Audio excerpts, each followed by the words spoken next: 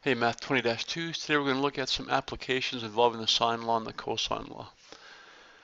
So problems in trigonometry can be solved using right angle trigonometry, our primary trig ratio, sine, cosine, tangent. We could use the sine law, we can use the cosine law, or a combination of these. We could also use Pythagoras' theorem. In all the cases, three pieces of information are required, one of which must be the length of a side. Use the following to determine which method is appropriate. In right angle trigonometry, use our primary trig ratio, sine, cosine, and tangent. In non-right triangles, we're going to use the cosine law if you're given all three sides, or if you're given two sides and the contained angle. That's when we use the cosine law. All other cases, we're going to use the sine law. Or if you want to write this down, use the sine law if you have a complete ratio.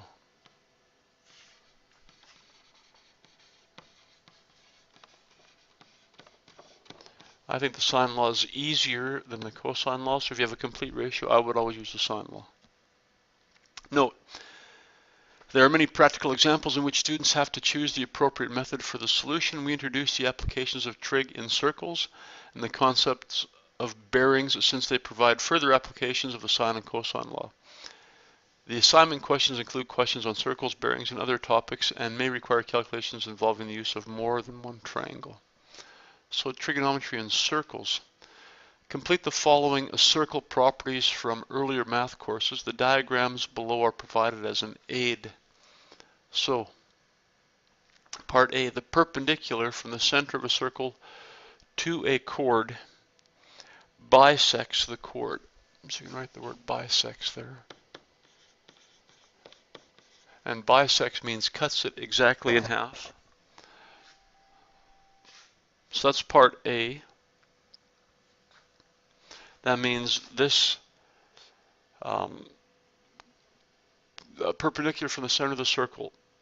So that means if the radius or a line from the center cuts the chord BD exactly in half, it cuts it at 90 degrees. If it's 90 degrees, it cuts it exactly in half. All right. Part B, the measure of the central angle is equal to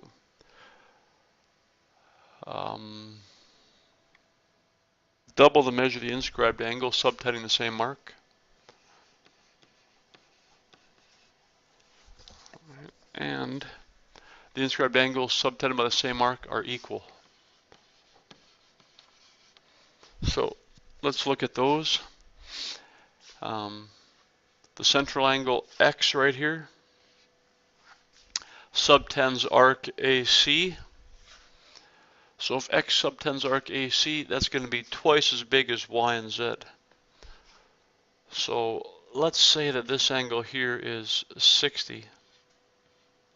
Then Y would have to be 30 and Z would have to be 30. So the central angle is twice as big if they subtend the same mark, if they've got the same endpoints. If it's an inscribed angle, meaning the vertex is on the circle, and they subtend the same arc, AC, then these angles are equal. So these are both 30 degrees. All right. And finally, part D, a tangent to a circle is perpendicular to the radius at the point of tangency. Perpendicular means meets at 90 degrees. All right. So a radius and a tangent mean 90 degrees at the point of tangency, meaning B is the point that touches the circle. That's the only part of line AC that touches the circle, so that's called the point of tangency. So if you remember those properties, we can apply trig basics to it. All right. Example 1. In the diagram, O is the center of the circle with a radius of 3.25. QR is 2.5 and RS is 4.7. Calculate to the nearest whole number the length of PQ. So let's type in what we know or write in what we know. We know QR is 2.5. We know RS is 4.7. And we know the radius is 3.25. So from the center to any outside part of the circle is 3.25. So that can be there. It can be O to R. That measures 3.25.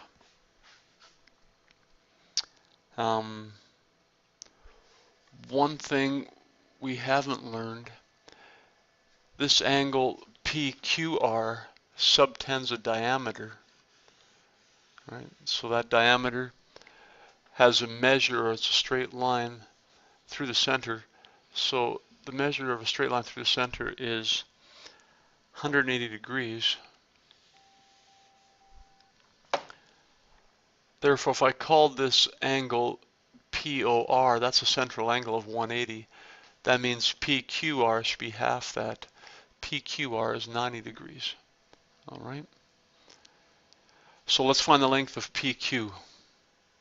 PQ, right here. Find that length.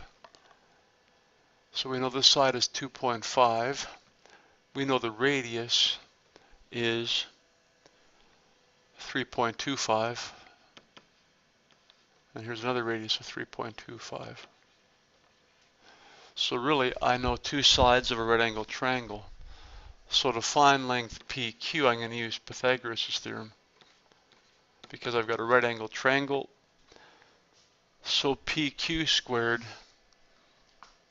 plus QR squared should equal the hypotenuse, PR squared. Right. So we don't know the length of PQ, so that's what we're looking for. We do know the length of PR, 3.25 plus 3.25 is 6.5. And I minus QR from that, which is 2.5 squared. So I can figure out PQ using my calculator. 6.5 squared, subtract 2.5 squared. That would give me 36. Square root of that is 6. So the length of PQ is 6.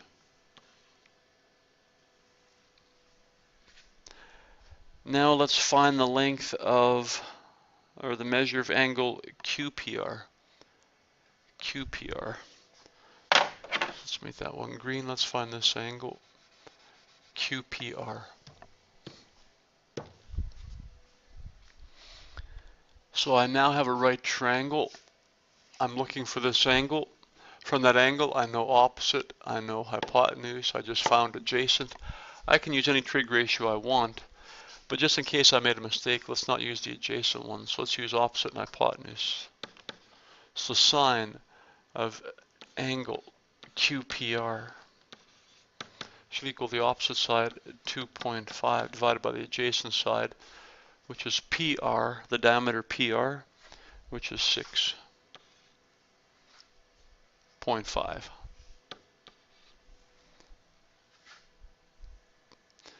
So let's do the calculator work for that one.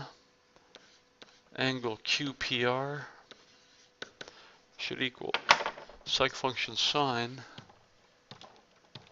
of 2.5 divided by 6.5. So that's about 22.6 degrees. So we'll say 23 degrees to the nearest degree. Calculate the nearest whole number. 23 degrees. And let's also find the measure of angle SQR. SQR, so we're going to look for this angle here. Angle SQR. Well, the neat thing that we learned last slide, this angle here subtends arc QR, and so does angle S. It's got the same endpoints, so it subtends the same arc. That means this angle is the same as angle P that we just figured out. So this angle is also 23 degrees. All right. So that's also 23. These are both 23 degree angles. They're called inscribed angles that subtend the same arc. So I can now figure out that unknown angle. So with the information I've got in triangle QRS, Here's that triangle. Let's highlight it in red. I'm looking for this angle,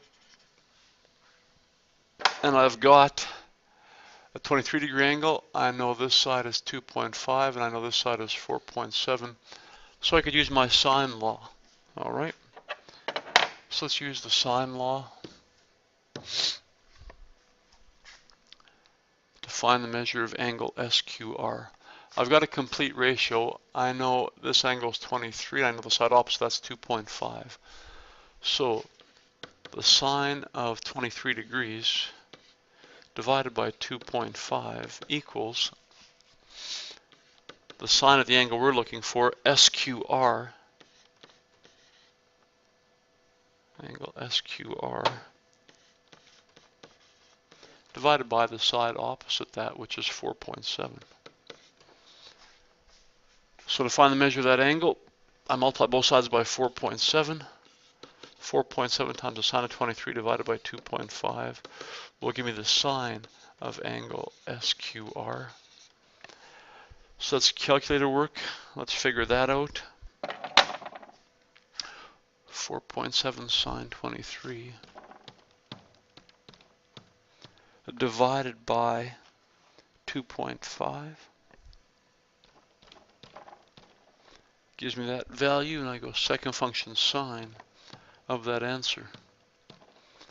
And we get 47.3 or 47 degrees. So angle SQR equals 47 degrees. All right. Great. All right, let's have a look at bearings. The bearing of one point from a second point is a way of giving the direction. The diagram shows 2 points, A and B, and the north-south line through A. It also shows the east-west line. The bearing of B from A is the measure of angle NAB, or 125 degrees. Bearings are always measured from north in a clockwise direction. Underline that, highlight that, whatever it takes. But always measured from north in a clockwise direction. The diagrams below show the bearing or course followed by several aircraft. So a bearing of 60 degrees, you start at north and you go 60 degrees. A bearing of 240 degrees, start at north and you go clockwise 240 degrees.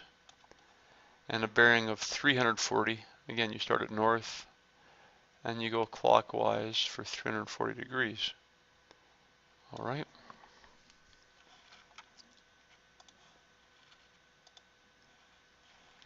Example 2. Two aircraft A and B leave an airport at the same time. A flies on a course of 90 degrees at 700 kilometers per hour. B flies on a course of 290 degrees at 600 kilometers per hour. A, calculate the distance each aircraft travels in 12 minutes. Alright, so if I want to figure out the distance, we use our formula distance equals speed times time.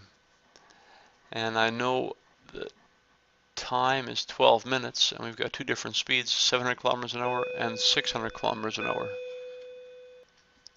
So aircraft A's distance would be 700 kilometers per hour times 12/60ths of an hour. So 700 times 12/60ths is 140 kilometers.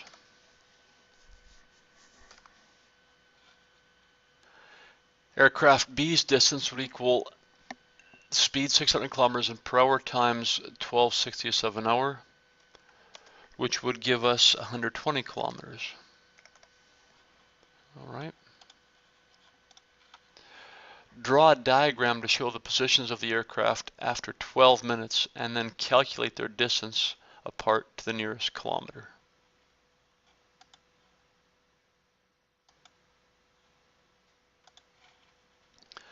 So A flies on a course 90 degrees. So from north we go 90 degrees and we get this direction right there. and B flies on a course 290 degrees. So you start at north and we go 290. Well, here's 270, 280, 290, so it'd be about there. All right. So here's our arc of 90 degrees north. That's aircraft A. And aircraft B went on a course of 290. So you start at north and you go, there's 90, 180, 270. So that's about 290 right there. So those are our two separate paths. Now they want us to calculate the distance between the two to the nearest kilometer. So I've labeled the things I know. Here's aircraft A.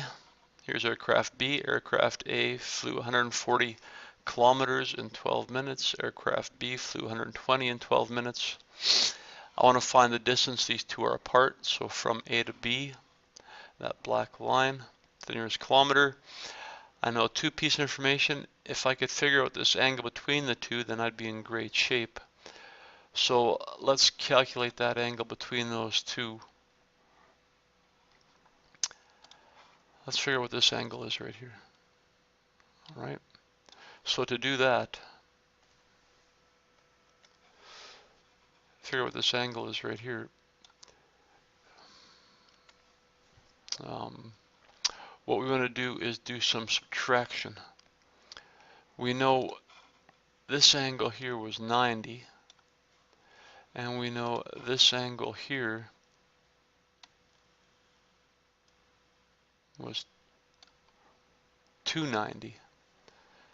All right, that means the measure from B's flight path to the north would be 360 minus 290, which is 70 degrees. So from north to angle B is 70. That's 360 minus 290. And we know from north to aircraft A is 90 degrees. So the measure from aircraft B to aircraft A, this angle here, should be 70 plus 90, which adds up to 200. 70 plus 90 is 160. So we now know the angle from airplane A to airplane B is 160 degrees, that blue angle. And we know the distances from the center to B is 120 and from the center to A is 140. So I have two sides that contain angle. I can figure out the opposite side using my cosine law. So the distance from A to B I labeled as D. So D squared should equal 120 squared plus 140 squared minus 2 times 120 times 140 times the cosine of 160 degrees. All right. So now let's calculator work. So let's do that calculator work and figure out what we get. All right. So 120 squared plus 140 squared minus 2 times 120 times 140 times the cosine of 160 degrees. Gives us that value for D, but that is D squared, so we must take the square root of that answer to figure out the distance between the two planes. Roughly 256 kilometers. All right.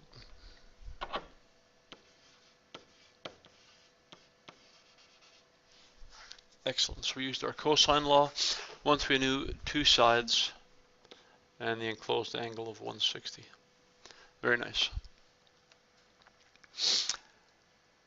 Example 5. The diagram shows a section of an orienteering course which outdoor education students have to complete for credit. The course is from A to B to C to D and then back to B. Starting day students travel due north to B. So let's write down some stuff that we know. All right.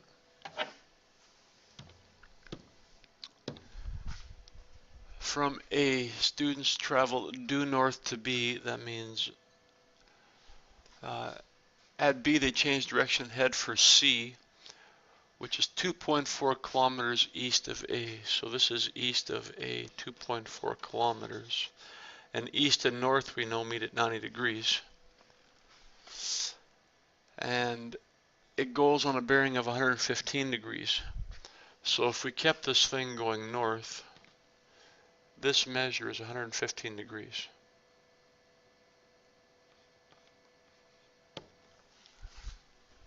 At C, they change direction and head to D on a bearing of 15 degrees.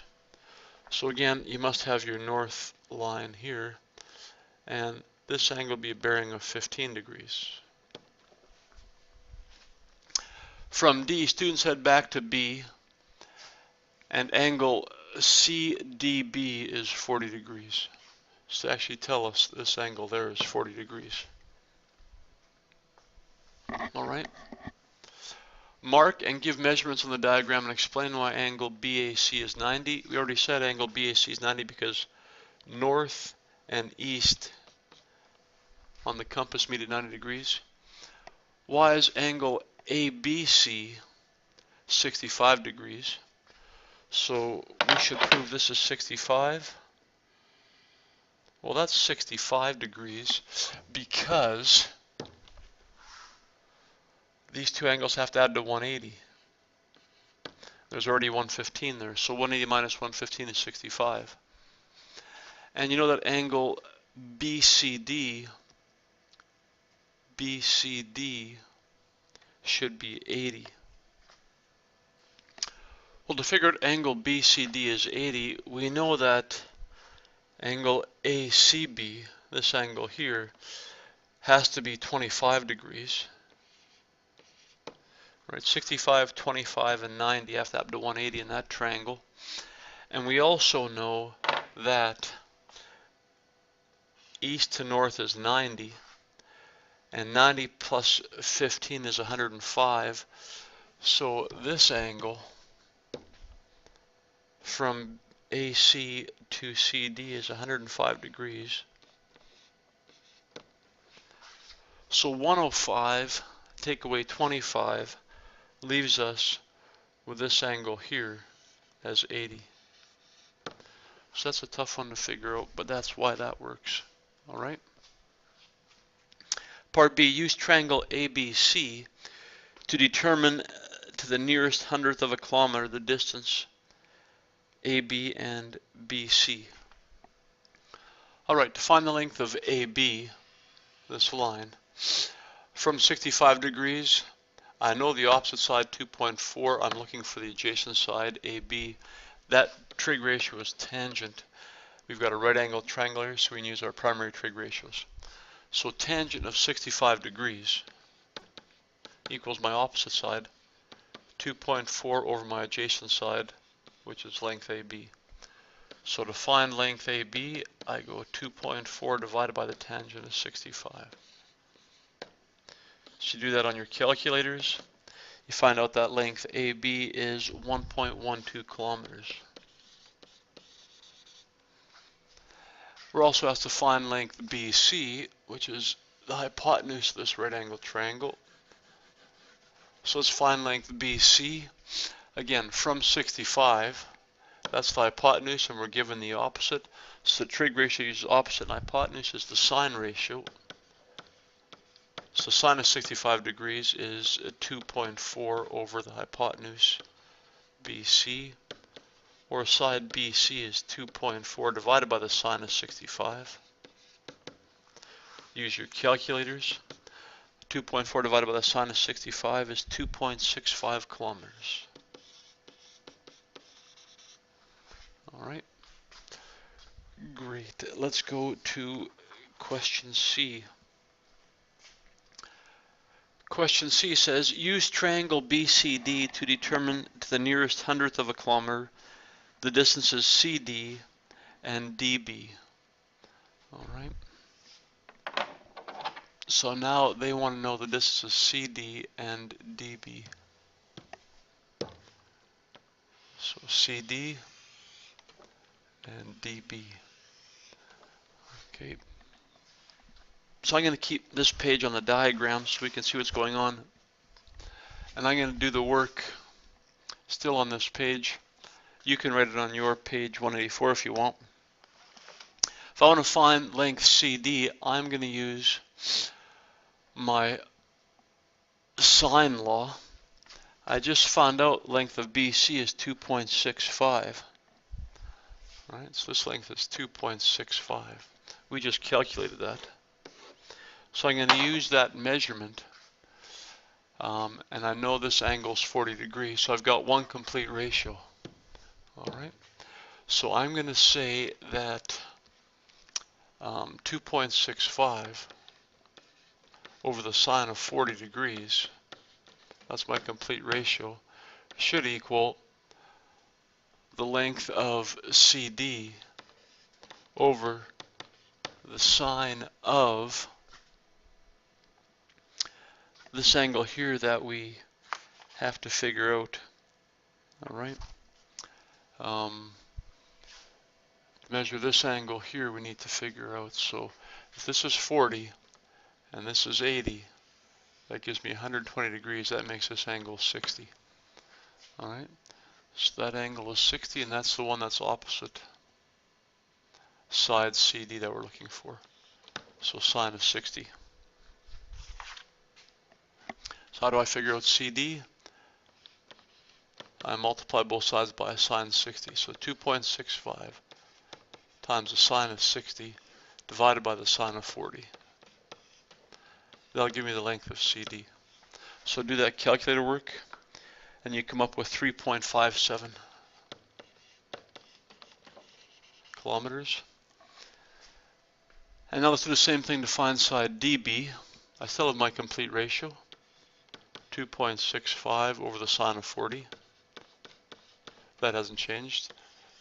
Sine of this angle on this side, 2.65 sine of 40, equals, I now know the side or the angle opposite side BD. So BD over the sine of 80. All right.